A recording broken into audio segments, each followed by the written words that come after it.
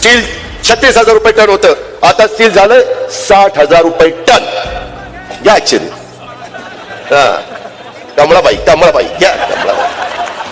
सांगतो राव, घड्याळ घड्याळ घड्याळ काय चाललंय मला तर काय कळतच नाही. त्याच्यामध्ये रेती 1,500 रुपये ब्रासनी मिळायची, आता झाली 6,000 रुपये.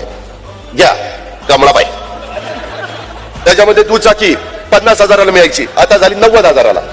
त्याच काय वाटतंय? गारगार वाटतंय. आता कसं वाटतंय? त्याच्यामध्ये गॅस सिलेंडर 350, महिला इथे एवढ्या बसल्यात, 350 सिलेंडर 1,050 झालं की नाही?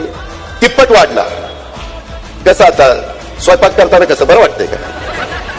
काय तुम्ही मला सांगा, कोणता अधिकारी यांना मतं मागायचा? त्याच्याबद्दल बोला ना. बेरोजगारीच्या बद्दल मगाशी क्लिप दाखवली जयंत पाटलांनी. अहो आपल्या चाकणला 1.5 लाख कोटी गुंतवणुकीचा कारखाना, 2 लाख मुलं मुली कामाला लागले असते. गेला गुजरातला, काय केलं भाजपने? मुख्यमंत्री काय करत होते?